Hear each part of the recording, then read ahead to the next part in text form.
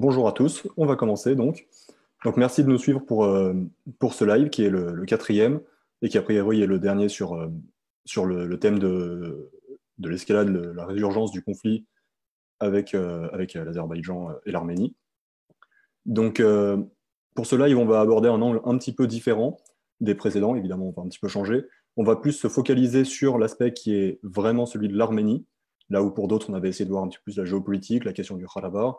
Là, on essaye vraiment de se centrer plus sur l'Arménie. Donc, on vous remercie à tous d'être présents, on vous remercie à tous de nous suivre.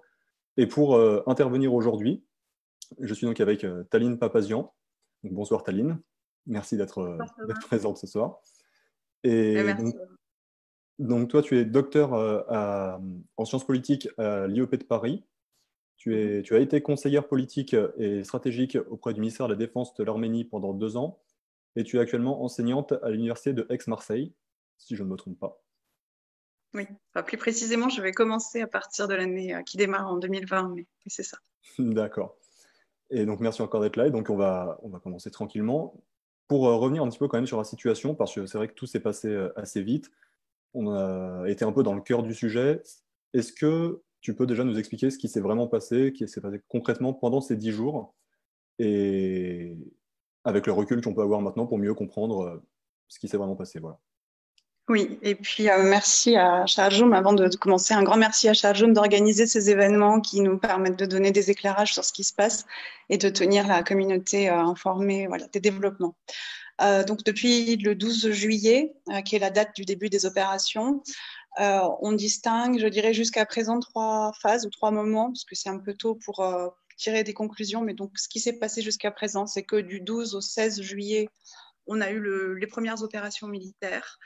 C'est un événement qui est pour le moment local, je tiens à le souligner, mais je pense que vos différents interlocuteurs l'ont dit et répété, c'est important de préciser que ça se passe à la frontière entre l'Arménie et l'Azerbaïdjan, et donc pas au Karabakh, la région du Tavush, bien sûr, mais du côté arménien, on y reviendra, du côté de jure de la territoire de la République d'Arménie.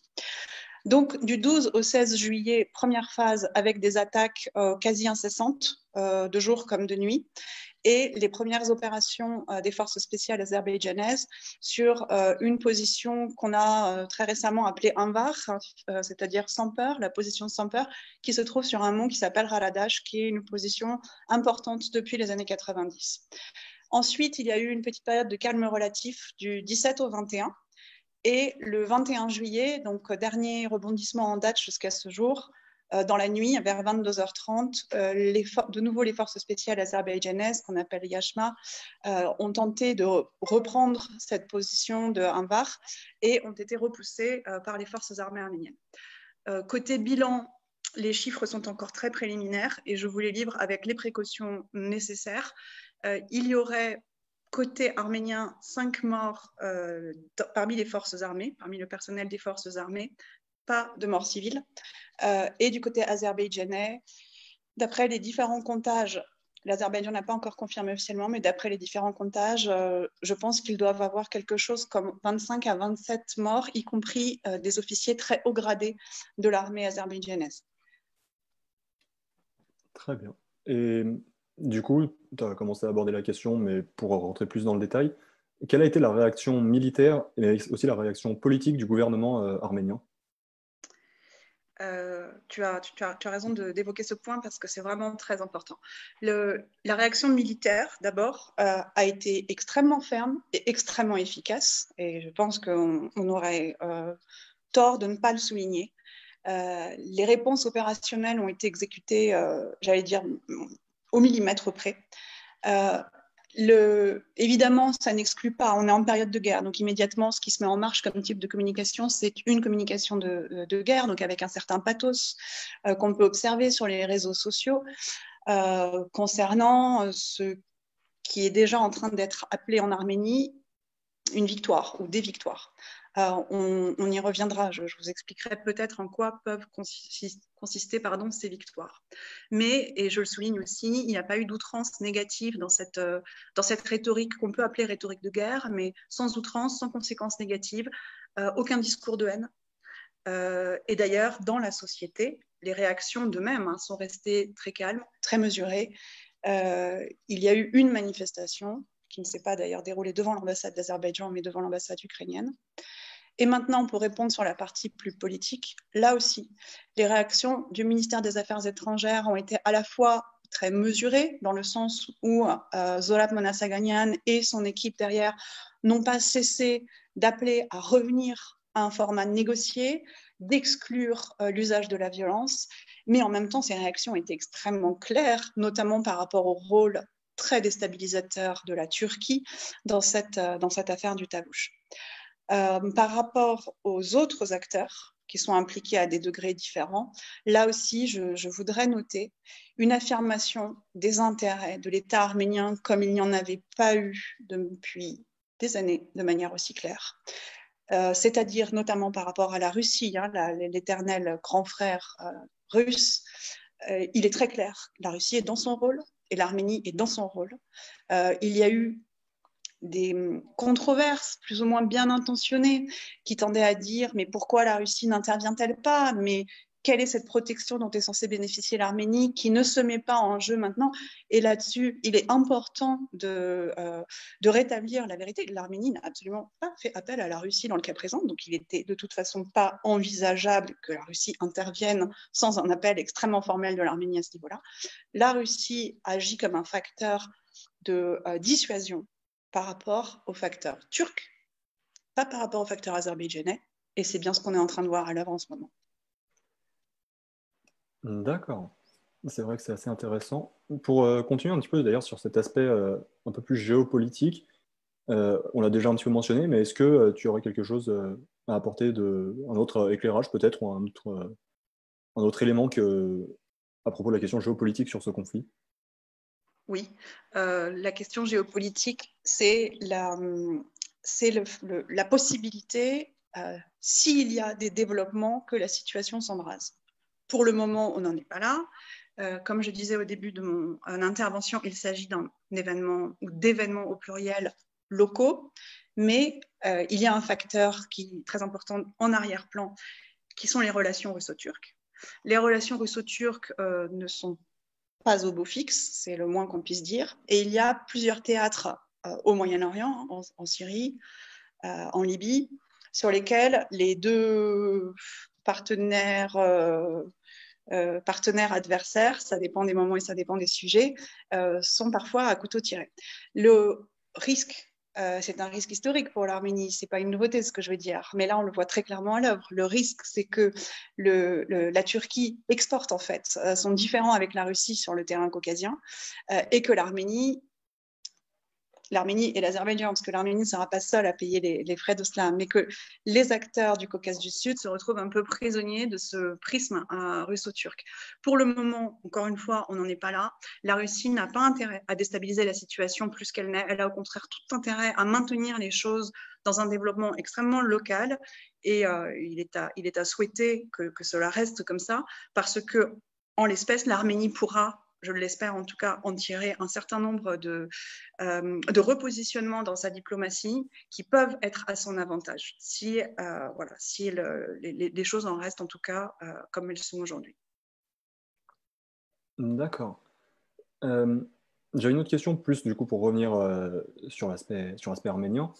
Évidemment, il y a eu la révolution de velours en 2018, qui a amené un changement de gouvernement et même un changement de régime, entre guillemets, dans le sens où avant, c'était les héros du Karabakh qui ont gagné la guerre, qui étaient au pouvoir, et maintenant, c'est un gouvernement plus civil. Est-ce qu'il y a, enfin, j'imagine qu'il y a une différence. Quelle différence on peut voir quel changement on peut voir comme type de réaction entre, par exemple, le gouvernement pour la guerre des 4 jours, en tout cas celui de Serge Sarkissian, et le gouvernement plutôt civil, enfin civil maintenant de Nicole Pachinian? Alors Thomas, si tu me permets, je vais légèrement corriger ton propos. Bien Le sûr. gouvernement d'avant était certes composé de vétérans du Karabakh, mais ça n'en faisait pas un gouvernement militaire. Loin de là, l'Arménie n'a jamais été un régime militaire sous quelque aspect que ce soit. La grosse différence, c'est que tu as raison de parler d'ancien régime. C'est en effet un ancien régime et c'est un nouveau régime. La grosse différence, elle est sur la qualité de la souveraineté populaire qui est vraiment au cœur du gouvernement Pachinian. Et c'est ce moteur-là qui est agi depuis 2018 et qui est agi aussi dans les opérations militaires qui sont en cours. Donc, il y a en effet des très grosses différences. Et s'il faut faire la comparaison avec le dernier gros épisode militaire, donc celui d'avril 2016, je serais extrêmement prudente dans l'échelle, si tu veux, comparative. Parce que en avril 2016, d'abord, les événements militaires concernaient directement le conflit du Khalapar et se déroulaient au Khalapar. Mais l'échelle sur laquelle les événements militaires de 2016 se sont déroulés était beaucoup plus étendue et a impliqué des segments des forces armées des deux côtés beaucoup plus étendus que ce qui est en cours aujourd'hui. Donc, je reviens sur mon aspect, pour le moment, de développement local. La très grande différence, elle est sur la rapidité et la qualité extrêmement incisive de la réaction arménienne aujourd'hui. Pas de temps d'hésitation, riposte immédiate et riposte efficace, ciblée. Bon, il y a, c'est vrai, une espèce de, je disais tout à l'heure, un certain pathos qui s'exprime dans la communication du ministère de la Défense avec cet étalage de la plus que douzaine de drones abattus à ce jour.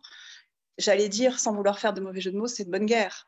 C'est de bonne guerre dans le sens où il y a en effet quand même une fierté retrouvée aujourd'hui de cette armée qui avait connu un très très sérieux questionnement à la suite de la guerre des 4 jours. D'accord. Et alors à titre personnel, j'avais aussi une autre question, plus effectivement sur l'aspect aussi civil, mais sur la reprise du conflit. Tu as parlé tout à l'heure de solutions négociées qui étaient mises en avant par le gouvernement arménien. Est-ce qu'on peut toujours espérer une solution négociée actuellement, sachant que voilà, il y a encore une nouvelle intervention militaire assez violente qui était, je pense, j'avais l'impression qu'elle était assez imprévisible, qui arrivait d'un coup. Est-ce qu'on peut encore penser une solution négociée, alors, sur le long terme peut-être, mais tout de suite, est-ce que c'est encore vraiment envisageable? Alors, je vais te répondre par un principe qui est très général et dont on ne peut pas se départir. Oui, il ne pourra pas y avoir de solution au conflit du Khalapar. Mais attention, on est sur un développement qui est un peu différent. Autre que négocier. Ce sera, je veux dire, dans un cas de figure comme ça, à moins qu'un État ait les moyens d'infliger à l'autre une capitulation totale, il ne peut pas y avoir d'autre solution que négocier. Or, à quel prix interviendrait un scénario de capitulation? Voilà, la question évidemment est totalement ouverte. Donc, je pense que personne, certainement pas du côté arménien, ne souhaite sortir d'un format qui soit un format de négociation. Maintenant, on est sur un développement, encore une fois, qui a lieu à la frontière entre l'Arménie et l'Azerbaïdjan. Et il y a là une distinction, je pense, que l'Arménie a intérêt à jouer sur un plan diplomatique, parce que depuis 1998, l'Azerbaïdjan a mis en œuvre des efforts colossaux, et on ne peut pas dire que l'Arménie a fait un très bon travail pour contrer ces efforts, pour exclure le Haut-Khalapar des discussions concernant le statut du Haut-Khalapar, et pour accréditer dans la communauté internationale l'idée que le conflit du Haut-Khalapar, c'est un conflit international entre l'Arménie et l'Azerbaïdjan, ce qui n'est pas le cas. Donc, en cherchant à déstabiliser la frontière arméno-azerbaïdjanaise, ce n'est pas une surprise, et vu les récentes déclarations d'Aliyev, c'est encore moins une surprise, je dirais que ça intervienne maintenant, mais l'Azerbaïdjan cherche justement à accréditer encore plus cette thèse du conflit international entre l'Arménie et l'Azerbaïdjan. Mais l'Arménie peut, à mon avis, aujourd'hui, se départir de cette position-là, en montrant très clairement que précisément, il ne s'agit pas du conflit du Haut-Karabakh, et que précisément, il est absolument incompréhensible et anormal que l'Azerbaïdjan, en plus en temps de pandémie mondiale, agresse un voisin. On est sur deux types de questions internationales qui peuvent être traitées de manière différente. En tout cas, ça peut se tenter. D'accord. Je rappelle juste pour les internautes que bien sûr, s'ils veulent, qu'ils n'hésitent pas à poser des questions, on les posera au fur et à mesure. Moi, j'en ai une, pour l'instant, une dernière, sauf si d'autres me viennent d'ici là. C'est plus sur la politique intérieure de l'Arménie. Dans quelle mesure le conflit actuel et les tirades récentes, du coup, a impacté la politique intérieure de l'Arménie? C'est un tout petit peu tôt pour te répondre, mais je vais donner quelques éléments.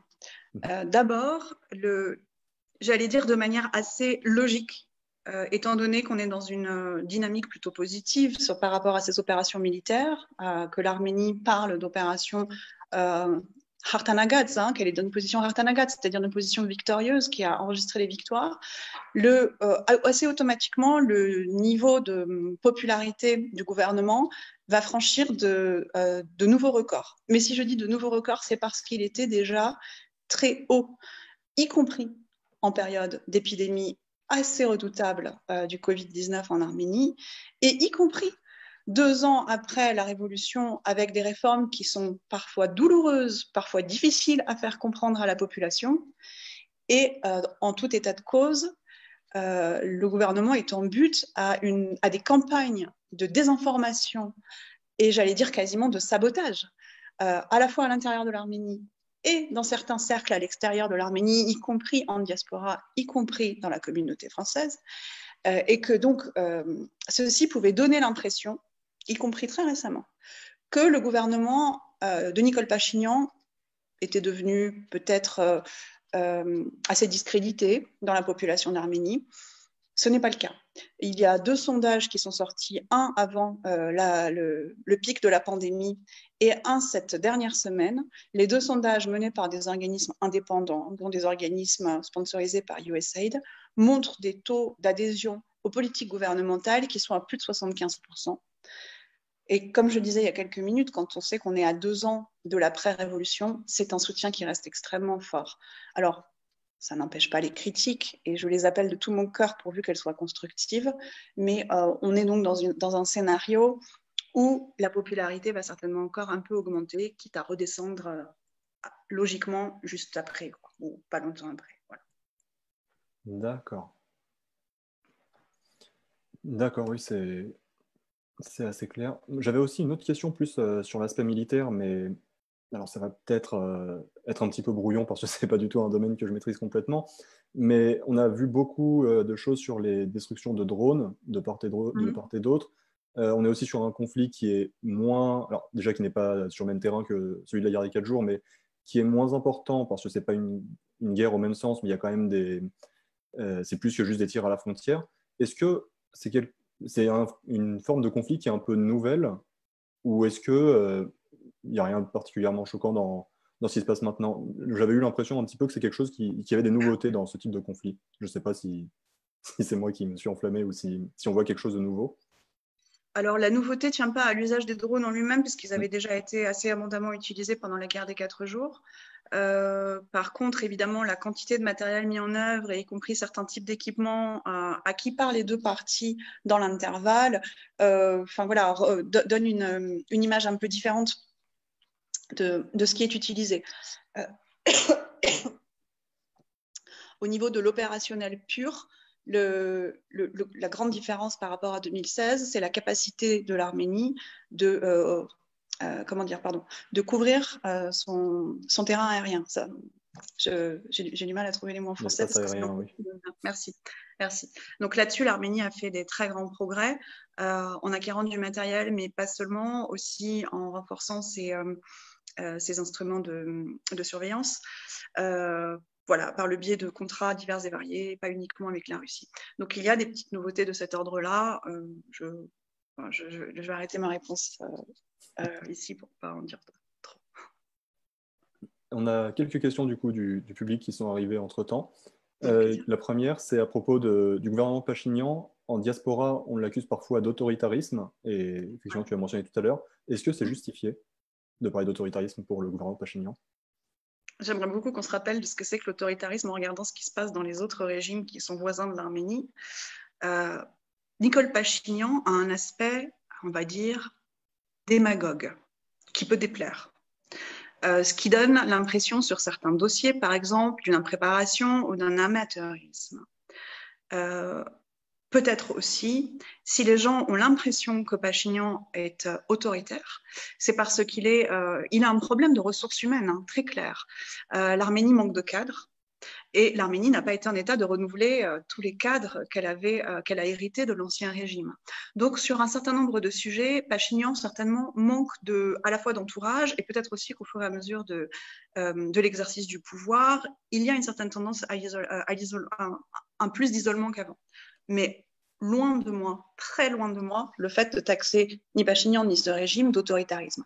Par ailleurs, je pense que si l'Arménie se mettait à nouveau dans une tendance qui soit à la dédémocratisation, comme elle avait connu pendant les 2 décennies précédentes, la société est aujourd'hui suffisamment en exigence par rapport à la démocratisation et par rapport à l'état de droit pour réagir. Et je ne doute pas qu'elle le fera. D'accord. Et une autre question toujours du public, si j'ose dire. L'Arménie est-elle prête en cas d'internationalisation du conflit? J'ai pas entendu la question, Thomas. Est-ce que L'Arménie est-elle prête? Oui, en cas d'internationalisation du conflit, si les autres puissances intervenaient plus grandement dans le conflit. L'Arménie est prête à faire ce qu'il faut pour assumer toutes les menaces qui peuvent se poser du côté de l'Azerbaïdjan. Maintenant, la question posée par l'interlocuteur est extrêmement large. Il y a des mécanismes de sécurité qui sont fournis par l'organisation du traité de sécurité et de coopération chapeauté par la Russie, qui sont des mécanismes en cas d'internationalisation du conflit. L'Arménie est donc prête, j'allais dire, dans toute la mesure de ses moyens. Nous parlons des moyens de l'Arménie. Voilà, avec les limites que ça comporterait forcément. Mais pour le moment, je ne vois pas que ce développement-là s'internationalise, pour le moment. Oui, et effectivement, il y a le traité avec la Russie, alors pareil, je ne sais pas si j'utilise les bons termes, mais avec l'organisation du traité de sécurité collective. Ouais. De mémoire, il n'y a pas eu de réaction très forte de la part des autres États en soutien à l'Arménie, alors que là, pour le coup, c'est vraiment le territoire arménien qui est visé. Est-ce qu'il faut en tirer des conclusions à ce niveau-là sur cette alliance militaire? Il y aura des questionnements, mais je n'en tirerai pas de conclusion qui irait dans le sens d'un anti-russisme ou de relations dégradées entre l'Arménie et la Russie. Et je sais qu'en ce moment, c'est assez à la mode de dire oui, avec ce gouvernement Pachinian, les relations traditionnelles entre l'Arménie et la Russie vont être mises à mal, etc. Je ne pense pas. Je pense que bien au contraire, quand un État se met en position, et c'est ce que fait l'Arménie depuis 2 ans, d'affirmer avec toute la clarté et toute la force nécessaire quels sont ses intérêts, y compris par rapport à un partenaire aussi massif que la Russie, ce changement d'attitude a comme conséquence de faire bouger les lignes et les pièces sur un échiquier qui était en place depuis très longtemps et qui était statique, puisque la Russie avait en fait en Arménie une forme de clientèle qui lui était acquise, en quelque sorte. Donc les choses sont en train de bouger à ce niveau-là, mais je pense qu'elles ont beaucoup de chances de bouger dans le bon sens, car l'Arménie fait d'elle-même, en fait, depuis 2 ans, un facteur avec lequel on s'assoit, avec lequel on compte un peu. Encore une fois, je ne veux pas exagérer le tableau, on est aux dimensions de l'Arménie, mais en fait, l'Arménie ne cherche plus l'aval de personne avant de donner une réponse. C'est un très grand changement. Très bien. J'ai l'impression qu'il n'y a plus d'autres questions du public. En tout cas, je n'en ai pas reçu d'autres. J'ai posé toutes mes questions de mon côté aussi. Je ne sais pas si tu avais quelque chose que tu voulais ajouter pour conclure sur ta présentation. Oui, si tu veux bien, puisqu'on a un peu le temps, je vais faire 2 ajouts. Je vais faire un premier ajout sur la question énergétique. Parce que la question énergétique est l'objet d'une propagande très intense du côté de l'Azerbaïdjan, qui a essayé ces derniers jours de faire un portrait de l'Arménie comme une menace à la sécurité énergétique internationale, en expliquant que l'Arménie se préparait à attaquer notamment les réseaux de transport des hydrocarbures qui vont de l'Azerbaïdjan via la Turquie vers l'Europe. Et également en mettant en avant le fait que l'Arménie se préparait peut-être à attaquer un réservoir d'eau très important en Azerbaïdjan. Donc, il y a eu cet aspect-là des choses qui a un petit peu, je dirais, fait monter l'attention du problème de la part de la communauté internationale, parce que les choses deviennent intéressantes puisqu'on parle d'énergie. Et il y a eu justement un peu en contrepoint, mais aussi en porte-à-faux, cette annonce abracadabrantesque de l'Azerbaïdjan sur la capacité de l'Azerbaïdjan à frapper Metsamoj. L'Arménie a immédiatement, là aussi, très clairement recadré les choses. En réalité, d'un point de vue strictement militaire, bien sûr que l'Arménie est en capacité de frapper, y compris des cibles stratégiques très importantes en Azerbaïdjan. Elle a toujours dit qu'elle ne le ferait jamais à destination qu'elle ne frapperait jamais des cibles qui ont des usages civils, c'est le cas du réservoir d'eau en question, mais qu'elle ne se préparait pas davantage à déstabiliser l'approvisionnement mondial en hydrocarbures en allant taper les corridors. Donc l'Arménie dans une position qui est globalement constructive, très constructive même, et je rejoins ton point sur les négociations, c'est aussi ça un signe de bonne volonté de la part de la diplomatie arménienne, hein, que de dire très clairement les choses et là où elle se situe par rapport à ses enjeux internationaux. Le deuxième point que je voulais faire, c'est un point peut-être un peu plus précis sur les opérations militaires en cours, c'est-à-dire faire comme un effet de loupe en fait sur où elles se situent. Parce que on lit beaucoup de choses et ça peut être il peut y avoir une confusion dans l'esprit des auditeurs. Donc on parle beaucoup des hauteurs de Haradash. Cette hauteur, en effet, est un point stratégique de la frontière arméno-azerbaïdjanaise depuis les années 90. Et il est vrai que les combats, depuis le 12 juillet, se concentrent sur ce point-là. Il est extrêmement important de souligner que cette hauteur de Haradash se situe sur le territoire de jure de la République d'Arménie. Autrement dit, quand on entend des informations qui parlent d'agression arménienne, il est important de pouvoir les contredire avec quelque chose d'aussi basique, de dire que de jure, tout ce qui est en train d'avoir lieu est sur le territoire de l'Arménie. Et il est donc fort peu probable que l'Arménie ait eu intérêt à se lancer une agression contre elle-même. Et enfin, pour comprendre un peu pourquoi, en fait, ces opérations peuvent aujourd'hui se dérouler sur le territoire de l'Arménie, qu'est-ce qui explique ça? J'invite tous les auditeurs à prendre une carte et à regarder un peu de près cette région du Tavush, qui est extrêmement zigzagante, qui est extrêmement entortillée, et où en fait, et c'est vrai aussi au Nakhitchevan, c'est vrai sur d'autres portions de la ligne de contact, cette fois au Khalapar, les positions arméniennes et azerbaïdjanaises n'ont eu de cesse pendant les 25 dernières années du cessez-le-feu de petit à petit se rapprocher, car chacun des deux adversaires tente de consolider un léger avantage stratégique en bougeant légèrement sur cette ligne de démarcation.